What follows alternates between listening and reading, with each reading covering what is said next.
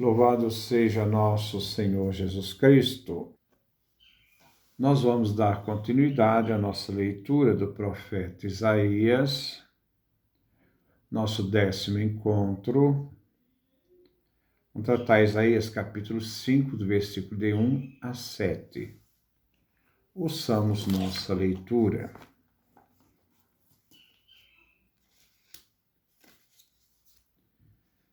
Cantarei em nome do meu amigo um canto de amor para a sua vinha. O meu amigo possuía uma vinha em fértil colina. Capinou a terra, tirou as pedras e plantou nela videiras de uvas vermelhas. No meio, construiu uma guarita e fez um tanque de pisar uvas. Esperava que produzisse uvas boas, mas ela produziu uvas azedas. E agora, moradores de Jerusalém e homens de Judá, eu lhes peço, julguem entre mim e minha vinha.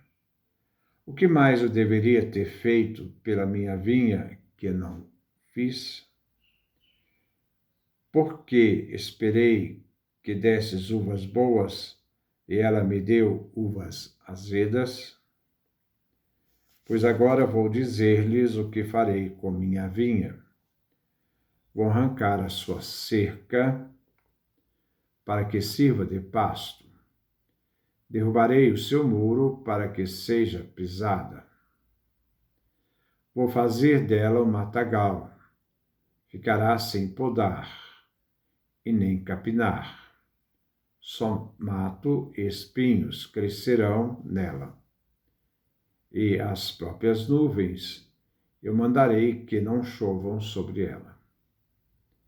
A vinha de Javé dos exércitos é a casa de Israel.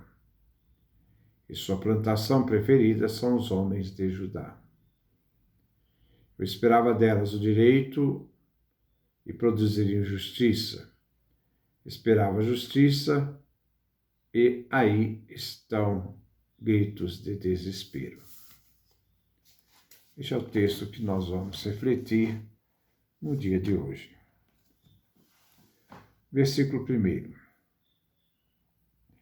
Cantarei em nome do meu amigo um canto de amor para a sua vinha. O cântico desses versículos é uma parábola. Ela faz alusão ao amor de Deus, não correspondido por Israel, e contrasta o cuidado excessivo de Javé Deus, e de outro lado a resposta de seu povo diante de crimes sociais. Por não viverem a aliança, os mandamentos, e tudo aquilo que se refere à justiça para com o próximo. O amigo. O poeta é o profeta, que profere a parábola. A parábola significa que o proprietário de uma vinha fez grandes esforços e colocou na vinha grandes esperanças, para no fim ter uma grande desilusão.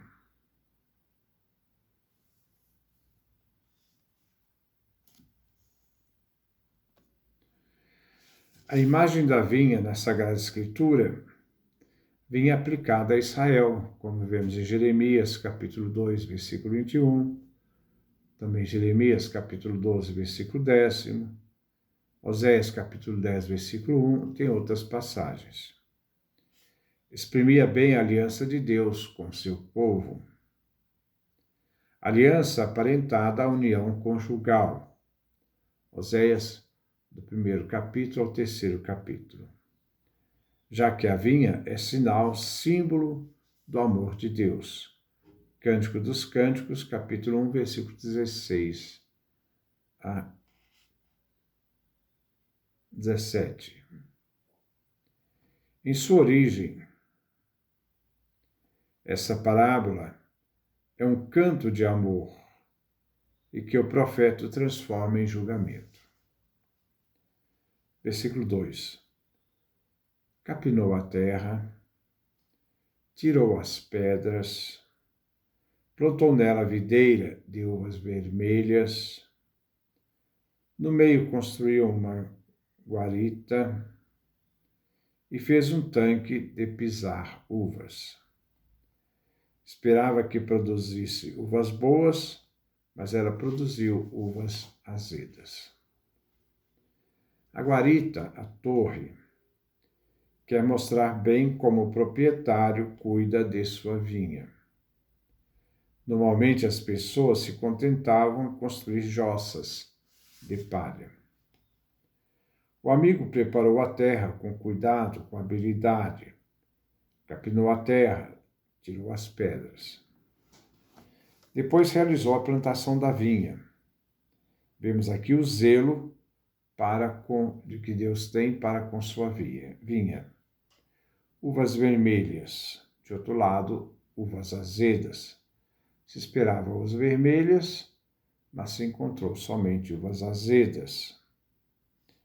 As uvas azedas expressam uvas podres, porque vêm da raiz feder.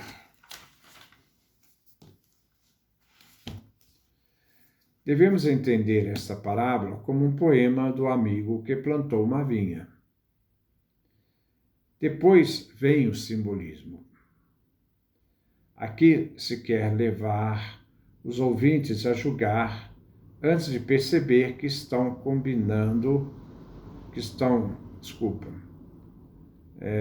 julgando e condenando a si mesmos. A vinha envolve duas alegorias.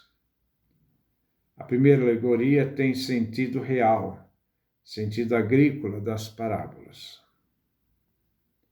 A segunda alegoria é um cântico de amor, entoado por um amigo, e sugere que a vinha do amigo é, na verdade, sua mulher. Aqui se faz alusão à infidelidade conjugal. A acusação tira com força da analogia com a vinha improdutiva e a analogia da infidelidade conjugal. Ambos os reinos, Israel e Judá, são acusados de terem abandonado Javé, então cometido também a infidelidade, o rompimento da aliança. A vinha era uma propriedade valiosa e simbolizava a riqueza da terra. A parábola sugere que essa riqueza não produziu uma sociedade justa. Esperava que produzisse suas boas uvas, mas ela produziu uvas azedas. Aqui se refere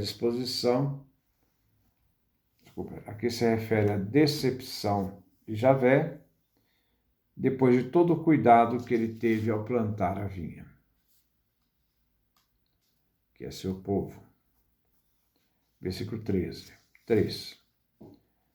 E agora, moradores de Jerusalém e homens de Judá, eu lhes peço, julguem entre mim e minha vinha.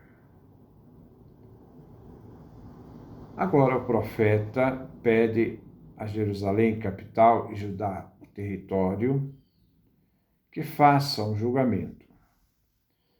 Aqui o profeta usa um artifício para que os ouvintes se posicionem. Diante da parábola, aquilo que os moradores e os homens têm a dizer, o que eles podem dizer dessa parábola? A pessoa vai se comprometer ao tomar uma posição diante desta parábola. Versículo 4. O que mais eu deveria ter feito pela minha vinha que não fiz? Porque esperei que desse uvas boas e ela me deu uvas azedas? O agricultor fez tudo o que devia fazer para produzir uvas boas, sadias. Daí ele pede que os homens agora se posicionem. Ele fez tudo bem feito, mas o resultado que ele esperava foi outro. Foi uvas azedas. Versículo 5. Pois agora vou dizer-lhes o que farei com minha vinha. Vou arrancar a sua cerca para que sirva de pasto. Derrubarei o seu muro para que seja pisada. Agora vem a ameaça, aplicada então aqui na parábola, aplicada a Judá. A vinha será tomada por espinheiros e sarças, que literalmente significa, no texto, essas metáforas, as invasões da Síria ao território de Judá. Revela a futura devastação que se esperava para Judá e Jerusalém. Não tem mais a proteção, não tem mais aquilo que garantia a proteção de Israel. Porque Israel, ao falhar na vivência dos mandamentos e na sua fidelidade a Javé, ficou agora à mercê das suas escolhas. Versículo 7. A vinha de Javé dos exércitos é a casa de Israel, e sua plantação preferida são os homens de Judá. Eu esperava deles o direito e produziram injustiças. Esperava justiça e aí estão gritos de desespero. Os gritos de desespero vêm do homem pobre, talvez despojado de seus bens, através de um julgamento injusto. Ao dizer que a vinha de Javé é a casa de Israel e o povo de Judá sua plantação, é uma alusão um pouco mais tardia. Nós estamos aqui, profeta Isaías, na época dos assírios, quando o Reino do Norte, em 722, é destruído pelos assírios.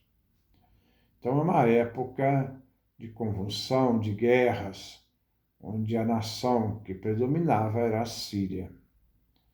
Agora, Deus de Israel vai mostrar que Israel é sua plantação, mas como eles não viveram os mandamentos, agora eles mesmos, pela própria escolha, receberão a angústia, os gritos, o pavor diante daquilo que vai acontecer.